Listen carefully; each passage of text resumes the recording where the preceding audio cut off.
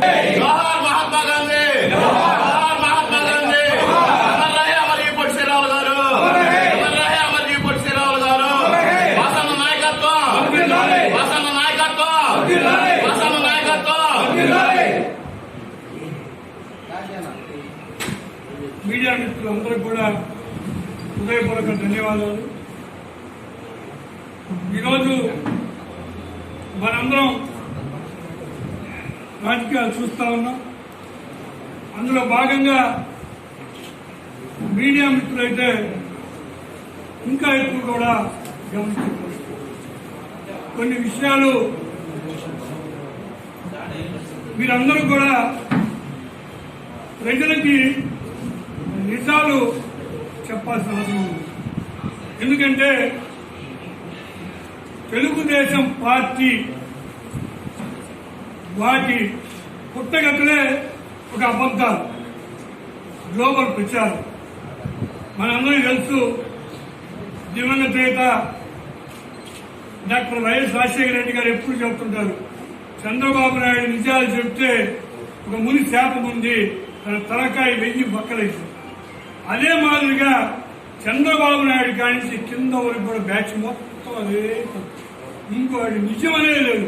అబద్ధాలు చెప్పి చెప్పి చెప్పి చెప్పి ప్రజలు కూడా తెలుసుకునే పరిస్థితి.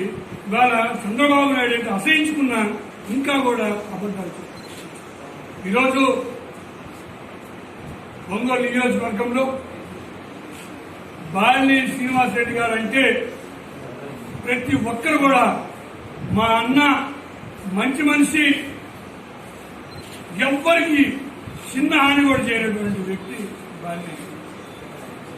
అటువంటి వ్యక్తిని దురదృష్టవశాత్తు కొందరు వారిని ఏదో పబ్లిక్ లో బ్యాడ్ చేసి సునకానందం పొందుతున్నారు.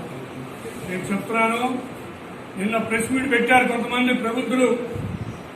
ఒక ప్రబుద్ధుడు మాట్లాడుతూ ప్రసంగాలు ఇస్తానంటాడు. ఆయన మరి ఏ పరిస్థితులు అది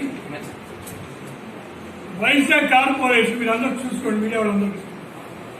తెలుగుదేశం గవర్నమెంట్ లో కోవిడ్కి 10 రోజుల ముందు 6 జీవోలు ఇచ్చారు. అన్ని ఒకటి మీ అందరూ కూడా సబ్సిడీ ఒక్కటి కూడా రోజుకో జీవో, రోజుకు పబ్లిక్ కూడా నమ్ముకునే విధంగా జీవో ఇచ్చారు. రోజుకొకటి, ఒకరోజు ఒకరికి, ఒకరోజు జైన్ వెంకటేశ్వర, ఒకరోజు మద్దాలగిరి, ఒకరోజు సిద్ధ వెంకటేశ్వర. అసలు జీవో చూస్తే నవ్వుకునే విధంగా 10 రోజుల్లోపే. సరే, మార్చి 8వ తేదీ 30 కోట్లు వైశ్య కార్పొరేషన్కి. ఈ రాష్ట్రంలో ఉన్న ఆర్యవైశ్య పేదలందరూ కూడా ఆశపడ్డారు. చంద్రబాబు నాయుడు నిజాలు చెప్పడం తెలుసు, కానీ ఆశపడ్డారు ఏమన్నా వైశ్యులకు ఇస్తారేమో అని. ఈ రాష్ట్రంలో ఆర్యవైశ్యులు, పేద ఆర్యవైశ్యులు కంప్యూటర్ల చుట్టూ, ఆన్లైన్ చుట్టూ ఒక్కో వైశ్యుడికి 500, 600, 1000 రూపాయలు ఖర్చు ఆన్లైన్ లో పెట్టుకున్నారు. నీచమైన ఆలోచనతో మంచి చేద్దామని ఎప్పుడు ఆ చంద్రబాబు నాయుడుకి ఆ బ్యాచ్ కూడా ఒక నీచమైన ఆలోచనతో చేస్తా ఉన్నారు.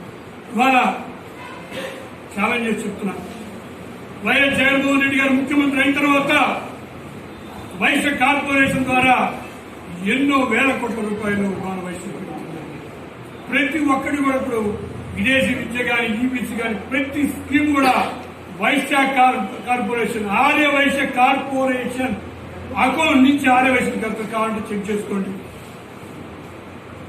దుర్మార్గమైన ఆలోచనతో ఒకరికి మంచి చేయని చేత కాదు ఆ చంద్రబాబు నాయుడు కానీ. వాళ్ళు పెద్ద మేధావులా మాట్లాడుతున్నాడు వైశ్య కార్పొరేషన్.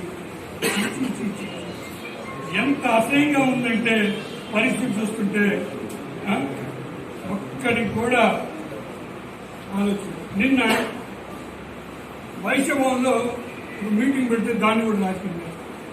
బాబుని శ్రీనివాసరెడ్డి గారు 3 సార్లు వచ్చారు. 20 ఎన్నిసార్లు వచ్చారో కూడా తెలియదు.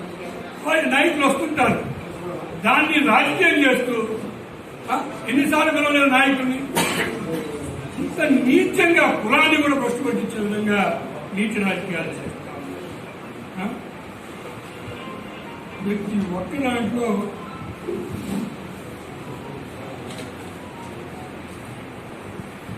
ఆరు సంవత్సరాల నుంచి నేను పార్టీ కష్టపడ్డాను. అయ్యా ఆడ 20 సంవత్సరాల నుంచి కష్టపడ్డ వాళ్ళు ఉన్నారు తెలుగుదేశంలో. ఏమి న్యాయం జరగల. చూసుకుని లిస్టు ఏందో అసలు చెప్తా ఉన్నారు.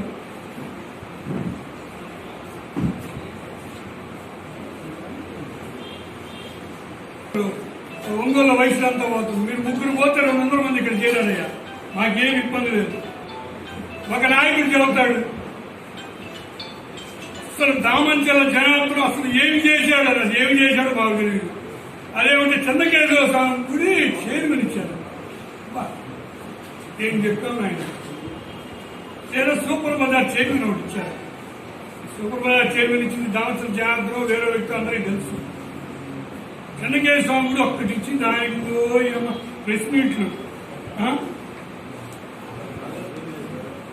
వాసన గురించి చెప్తాం పోతే ఒంగోలు ఆర్యవైశ్యులకి వారు మీ అందరూ తెలుసు ఆరామ క్షేత్రం ఇవ్వటం జరిగింది. గోశాల సమస్య తీర్చడం జరిగింది. కొనిచేటి రోసయ్య గారి విగ్రహాన్ని ఏర్పాటు చేయడం. ఇప్పుడు పొట్టి శ్రావణ విగ్రహానికి 52 సంవత్సరానికి 2వ తేదీ అడిగితే పొట్టి శ్రావణ విగ్రహం కూడా ఒంగోలు ఏర్పాటు చేయాలి. కాంప్లెక్స్ లో ఆర్యవైశ్యుడు షాప్ మొన్నగా కాలిపోతే 10 లక్షల రూపాయలు